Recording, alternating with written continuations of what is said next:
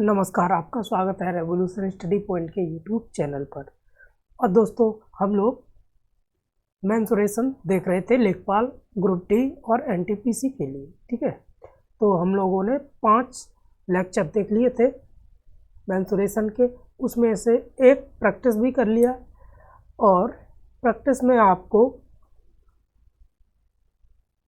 आयत, वृत्त और क्या चतुर्भुज के क्वेश्चन मिले होंगे। ठीक है, अब और कल आपने सर्कल भी देख लिया है।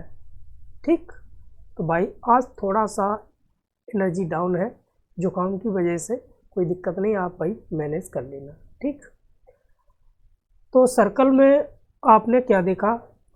सर्कल में आपने क्षेत्रफल कैसे निकलता है, परिधि कैसे निकलती है, वृत्तखंड क्या होता है, कैसे निकलता है, ये सभी चीज़ें आपने देख ली होंगी। अच्छा, कल एक चीज़ और मिस हो गई थी भाई, कल ही करवाना चाहिए था अर्धवृत्त। ठीक, वो कोई दिक्कत नहीं, आज हम लोग कर लेंगे। ठीक है, सबसे पहले तो अर्धवृत्त करेंगे, उसके बाद हम लोग नया टॉपिक स्टार्ट कर देंगे ट्रायंगल का। ट्रायंगल कंप्लीट होने के बाद पूरा जो मिक्स्ड क्वेश्चन होंगे वो हम लोग उठा लेंगे बारी बारी से। ठीक है, तो क्या करेंगे हम लोग? सबसे पहले अर्धवृत्त। ठीक, तो आप लोगों को पीडीएफ मिली होगी, वो भी आपने डाउनलोड कर ली होगी भाई। तो स्टार्ट कर दो भाई, हेडिंग बनाओ अर्धवृत्त। क्या हेडिंग बनाओगे? अर्धवृत्त। एक मिनट, पेन चेंज कर सकते हैं। ठीक, हेडिंग बनाओ अर्धवृत्त। ठीक, अर्धवृत्त, अर्धवृत्त हमने हेडिंग बना ली। ठीक है भाई, अब हेडिंग बना ली, अर्धवृत्त बना भी लो। देखो, अर्धवृत्त आप बनाओगे तो सबसे पहले तो ऐसा ही तो होता है अर्धवृत्त। देखो, ये होता है, थोड़ा सा गड़बड़ कर गया मामला। देखो, ठीक, आप समझ लो पूरा अर्धवृत्त ही है। ठीक है, थोड़ा तिरछा हो गया, कोई दिक्कत नहीं। तो देखो, अर्धवृत्त में हम लोग क्या करेंगे? आपने वृत्त में क्या पढ़ा था? वृत्त का क्षेत्रफल जो था तो वो क्या पढ़ा था आपने? पाई आर स्क्वायर। लेकिन ये आधा है, तो आप जानते हो कोई चीज़ आधी होती है तो हम 2 से भाग दे देंगे, बस आप निकाल दोगे। तो क्या लिखो? क्षेत्रफल। तो क्षेत्रफल निकालेंगे यानी एरिया। अर्धवृत्त का क्षेत्रफल क्या हो जाएगा भाई? अर्धवृत्त का क्षेत्रफल हो जाएगा पूरे वृत्त का पाई आर स्क्वायर, और अर्धवृत्त का 2 से भाग हो जाएगा। तो ये क्या निकल के आ गया भाई? ये निकल के आ गया अर्धवृत्त का क्षेत्रफल। क्या हो गया? अर्धवृत्त का क्षेत्रफल। ठीक है, अब भाई अर्धवृत्त का क्षेत्रफल निकल आएगा। अब परिधि की बात कर लेते हैं। परिधि, परिधि, परिधि को क्या बोलते हैं? सरकमफेरेंस। ठीक है, कल आपको बताया था। तो देखो, परिधि क्या होती है? परिधि पूरे वृत्त की परिधि 2 पाई आर है। ठीक है, और आधा कर देंगे हम लोग क्योंकि आधा है। ठीक है, अब और कुछ करना भाई? बताओ, और कुछ करना है? पहले तो ये काट लो, फिर बताएंगे। अब ये बचा कितना? पाई आर। इतना ही बचा? इतनी परिधि है क्या? नहीं, इतनी नहीं है। देखो, हम आपको बता दें, आधा जब किया तो देखो ये वाला कितना हो गया? पाई आर हो गया। तो ये वाला खंड भी तो बचा भाई, नीचे वाला ये वाला भी तो बचा, तो इसको भी आप जोड़ोगे। ये क्या चीज़ है भाई? क्या बताया था भाई? केंद्र से जो पास होके जा रही है लाइन और वृत्तों को 2 खंडों पर काट रही है, तो वो खंडों पर काट के छू के जा रही है, टच करके जा रही है, तो वो डायमीटर होता है, व्यास होता है। तो त्रिज्या आधी होती है उससे व्यास की, तो ये डबल त्रिज्या होगी, यानी ये और आप जोड़ोगे 2r। ठीक है भाई, 2r ये और ऐड कर दोगे। अब r कॉमन लोगे तो बचेगा क्या, पाई प्लस 2। ठीक है भाई, अब क्या करोगे, r तो है ही, अब पाई का मान 22/7 ये कल ही बताया था, और आप इसको सॉल्व करोगे तो ये r 7 दूनी 14, 14 और 22 कितना हो जाएगा भाई, 14 और 22 36 और बट्टे 7।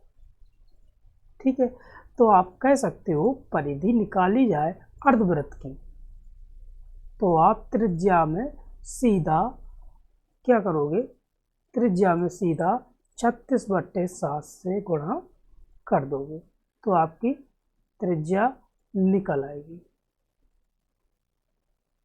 ठीक, त्रिज्या निकल आएगी, और जब त्रिज्या निकल आएगी तो बस खेल हो जाएगा आपका। तो ये अर्धवृत्त का कॉन्सेप्ट थोड़ा सा छूट गया था भाई, ये आर है ये भी आर है, तो आप ये समझ चुके हैं। अब हम लोग क्या करेंगे, अब देखेंगे ट्रायंगल। ठीक है, त्रिभुज बहुत अच्छी तरीके से देखेंगे, और ट्रायंगल में ही हम लोग क्या करेंगे भाई, लेखपाल के सिलेबस में सीधा सीधा लिखा हुआ है पाइथागोरस प्रमेय, वो क्या चीज़ है, तो वो हम लोग पाइथागोरस प्रमेय ट्रायंगल के अंदर ही समझा देंगे, और वो समकोण त्रिभुज जब आएगा उसमें सभी कंप्लीट पाइथागोरस प्रमेय पढ़ा देंगे भाई। ठीक है, आप बताओगे तो अलग से भी एक बार और बता देंगे टॉपिक के अनुसार। ठीक, तो आप अब क्या करोगे, बनाओगे हेडिंग। ठीक, हेडिंग बना लोगे, हेडिंग बनाओ, क्या हेडिंग बनाओगे भाई, त्रिभुज। त्रिभुज आपने हेडिंग बना ली भाई, त्रिभुज यानी ट्रायंगल। ट्रायंगल अच्छा खासा जुकाम है भाई, देखो ट्रायंगल आपने हेडिंग बना ली भाई, त्रिभुज यानी ट्रायंगल। ठीक है, अब क्या करोगे भाई, ट्रायंगल तो आपने बना लिया भाई, अब ट्रायंगल कैसा होता है भाई, ये चीजें हम लोग देखेंगे। ठीक है, और ट्रायंगल की बात करें तो जो बंद आकृति है, तीन ओर से बंद आकृति, अभी टूटी फूटी समझ लो, जब इसकी परिभाषा टेक्निकल वर्ड में दिखाएंगे तो आपको बताएंगे। अभी त्रिभुज क्या होता है, त्रिभुज होता है भाई जो तीन ओर से कोई घिरी हुई आकृति, क्या है, तीन ओर से घिरी हुई आकृति जो होगी उसको हम लोग क्या कहेंगे भाई, उसको हम लोग कहते हैं ट्रायंगल। ठीक है, अब बात करते हैं टेक्निकल भाषा में इसको क्या लिखेंगे। देखो, तीन भुजाओं से मिलकर बनी कोई भी बंद आकृति त्रिभुज कहलाती है। लिखो, क्या लिखोगे, आप लिखोगे तीन भुजाओं से मिलकर बनी, तीन भुजाओं से मिलकर बनी, भुजाओं से मिलकर बनी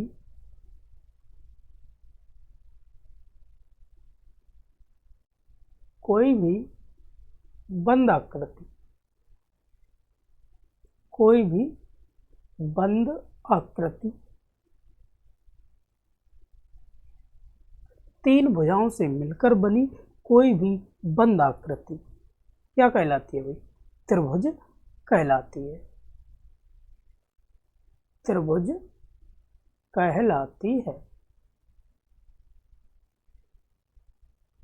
ठीक है भाई, ये तो आप समझ चुके। अब एक ट्रायंगल बना लो, आपने एक ट्रायंगल बना लिया भाई, अच्छा सा ट्रायंगल बन गया आपके सामने। ये इसकी ए भुजा, इसकी बी भुजा और इसकी सी भुजा, कोई ट्रायंगल बन गया, उसकी तीनों भुजा। देखो, एक भुजा ये, एक भुजा ये और एक भुजा ये, तीन भुजा है और तीनों आप बंद है भाई, तो यही क्या हो गया भाई, ट्रायंगल हो गया। अब देखो इम्पोर्टेंट प्रॉपर्टीज क्या होती है, बात करें हम लोग, थोड़ा छोटा नहीं हो सकता है, नहीं होगा। देखो अगर बात करें ए बी वाली भुजा और ए सी वाली भुजा हमेशा बी सी वाली भुजा से बड़ी होगी।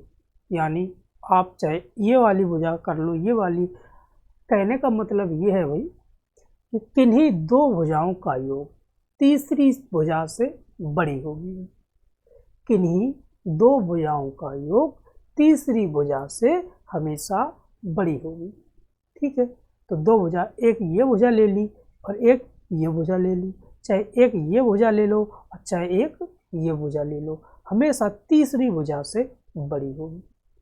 लिखो, देखो ए बी प्लस क्या करोगे, ए सी मान लो, ए सी बड़ी होगी किससे, बी सी से, या फिर A B plus B C बड़ी होगी किससे, ए सी से। समझ रहे भाई, या फिर ए सी प्लस बी सी बड़ी होगी ए बी से। तो इससे आप क्या समझे, आप समझे भाई किन्हीं दो भुजाओं का योग, किन्हीं भी दो भुजाओं का योग जो होगा वो तीसरी भुजा से बड़ा होगा। समझ गए, पॉइंट बना के लिख लो अगर आपके भूलने की क्षमता ज़्यादा हो तो। देखो लिखो, दो भुजाओं का योग हमेशा तीसरी भुजा से बड़ा आएगा। दो भुजाओं का योग, दो भुजाओं का योग हमेशा तीसरी भुजा से बड़ा आएगा।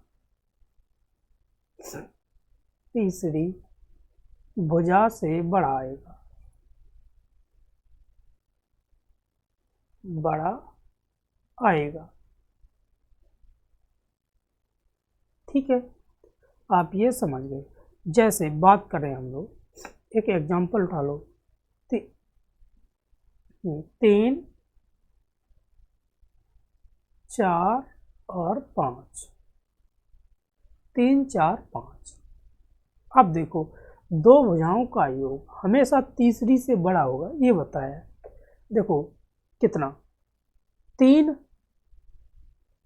और 4 कितना हो गया, 7, तीसरी से बड़ा है। ठीक है, या फिर 4 और 9 7, 4 और 9 सॉरी 4 और 5 9, तीसरी से बड़ा है। या फिर 3 और 5 8, तीसरी से बड़ा है। तो ये आप समझ गए भाई। ठीक है, तो त्रिभुज जो है वो तीसरी से बड़ा है, ये तो इतना आप समझिए। अब देखो आगे, थोड़ा सा बोर्ड हैंग कर रहा है भाई।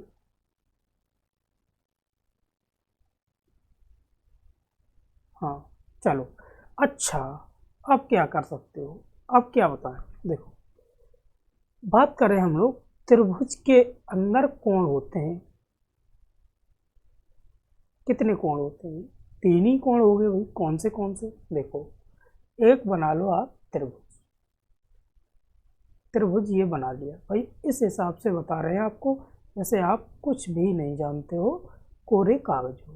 देखो एक तो कोण ये हो गया, एक कोण ये हो गया और एक कोण ये हो गया। ये मान लो अगर एक्स कोण है, ये वाई कोण है और ये जेड कोण है। ठीक है, तो इसमें क्या है, इसमें आप कह सकते हो कि तीनों कोणों का योग 180 डिग्री होता है। तीनों कोणों का योग जो है वो 180 डिग्री होता है। लिखो, तीनों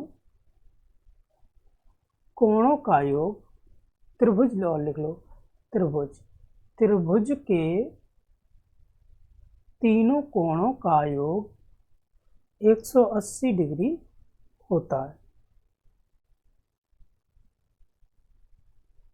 होता है। 6 7 8 में आपने पढ़ा होगा भाई, कितना होता है, 180 डिग्री होता है। जैसे बात करें एक्स वाई और Z, X plus Y plus Z कितना होगा भाई, ये तीनों का 180 डिग्री हो जाएगा। ठीक है, 180 डिग्री हो जाएगा। इतनी आप बात समझ लो, इम्पोर्टेंट बात है भाई। अच्छा खासा जुकाम है, कोई दिक्कत नहीं, फिर भी पढ़ाएंगे। देखो तो आप क्या समझे भाई, तीनों कोणों का योग 180 डिग्री होता है। अब इससे आगे इम्पोर्टेंट पॉइंट, अब त्रिभुज को हम लोग कितने पार्ट में डिवाइड करते हैं भाई, पढ़ने के हिसाब से हम लोग त्रिभुज को दो आधारों पर डिवाइड करते हैं, दो भागों में डिवाइड करते हैं। इसमें एक तो कोण के आधार पर और एक भुजा के आधार पर, एक तो कोण के आधार पर और एक भुजा के आधार पर। ठीक है, तो आप अगली स्लाइड में क्या लिखोगे, त्रिभुज लिखोगे। यहाँ लिखो पहले तो त्रिभुज को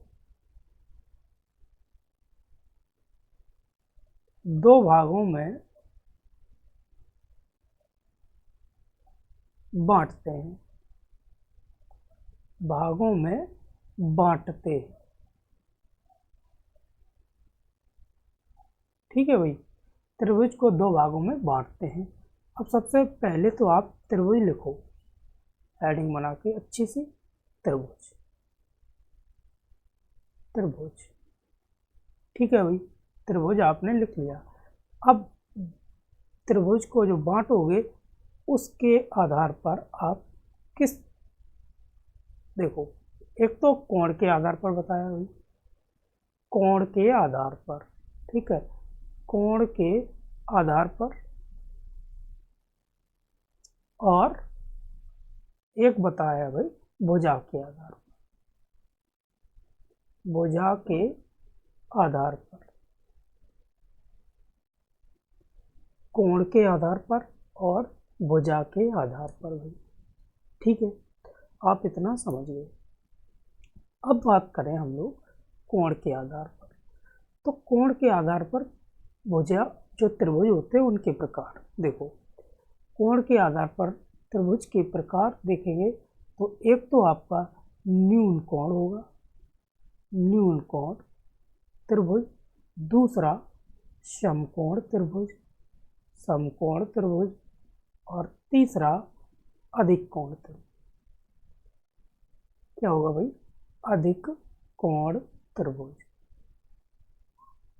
अधिक कोण त्रिभुज।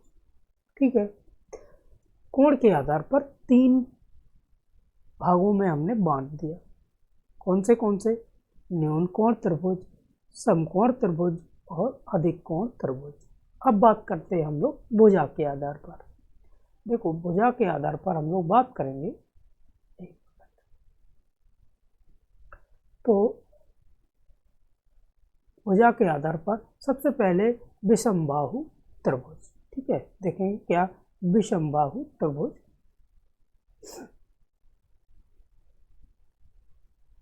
विषमबाहु त्रिभुज।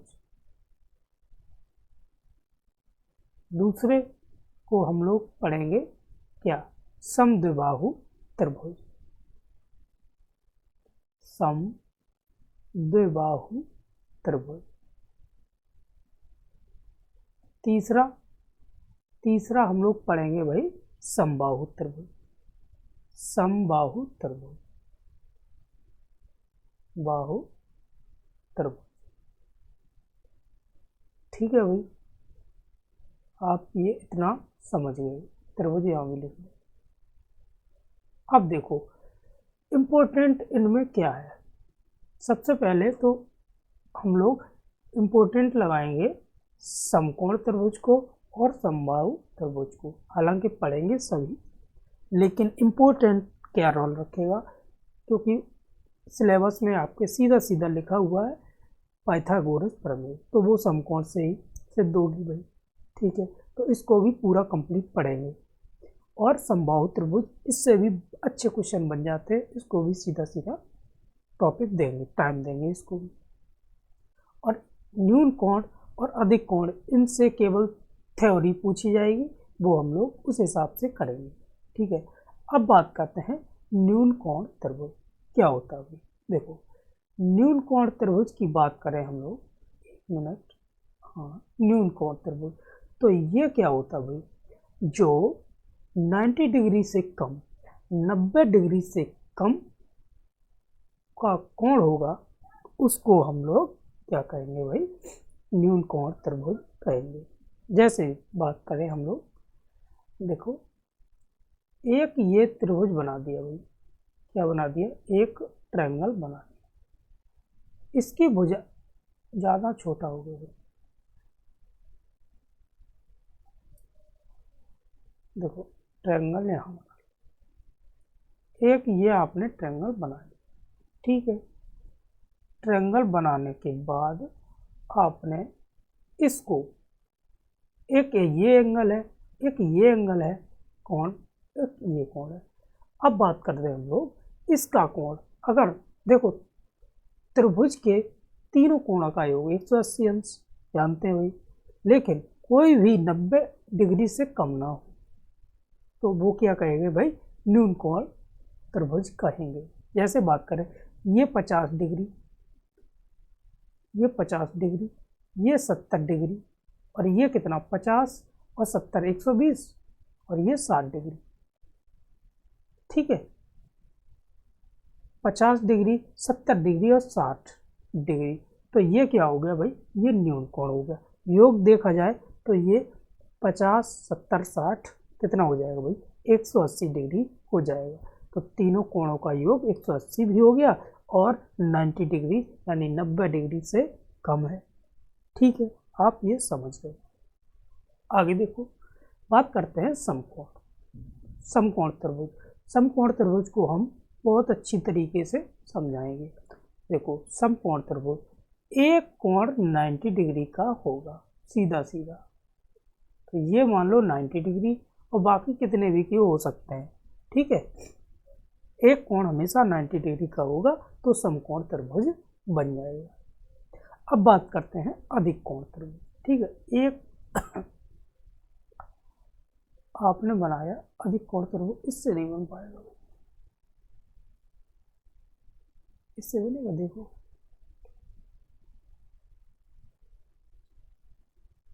नहीं, ये समकोण बनेगा। चलो हाथों से ही बना दें। देखो बात करते हैं हम लोग अधिक कोण त्रिभुज, तो अधिक कोण त्रिभुज ऐसा होगा कुछ, ये समकोण जैसा नहीं है, ये थोड़ा सा ऐसा कर लो, ठीक। ये हो गया आपका अधिक कोण। एक कोण देखो, अधिक कोण ये हो गया, एक कोण 90 डिग्री से ऊपर होगा और बाकी कोई मतलब, तो ये अगर 110 हो गया तो ये कितना होगा, ये कोई 30 डिग्री हो गया, तो 110 और 30 कितना हो गया 140, तो ये भी 40 डिग्री का हो जाएगा, तो ये अधिक कोण हो गया, ठीक। तो आप ये समझ गए भाई, न्यून कोण समझ गए, समकोण भी थोड़ा थोड़ा समझ गए, हालांकि अभी कराएंगे विस्तृत, और अधिक कोण भी समझ गए, ठीक। और जब क्वेश्चन आएंगे तो बहुत अच्छी तरीके से हम और इसमें डिस्क्राइब कर लेंगे। अब बात करते हैं हम लोग भुजा के आधार पर, ठीक है। भुजा के आधार पर कितने, 3 प्रकार बताए, कौन से, विषमबाहु त्रिभुज, समद्विबाहु त्रिभुज और समबाहु त्रिभुज, ठीक है। अब ये तो बात हो गई हमारी भुजा के आधार पर। अब हेडिंग क्या बनाओगे भाई, हेडिंग बनाओ, क्या हेडिंग बनाओगे,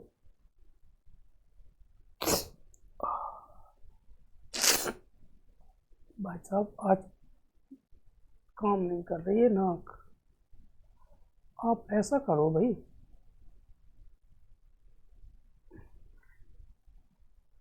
आज की क्लास से ही समाप्त करते, कल कंप्लीट हम लोग करा देंगे भैया, क्योंकि एनर्जी नहीं है शरीर में, तो फिर पढ़ाने में भी मज़ा नहीं आ रहा है भाई, आपको पढ़ने में मज़ा नहीं आ रहा है, हमें पढ़ाने में मज़ा नहीं आ रहा है, ठीक। तो आप लोगों को ग्रामीण परिवेश की क्लास मिलेगी, वो आप लोग एक बार देख लीजिएगा, ठीक है। तो हम लोग यहीं सेशन को समाप्त करते हैं और कल विधिवत तरीके से पढ़ेंगे। ठीक है, जय हिंद, जय भारत।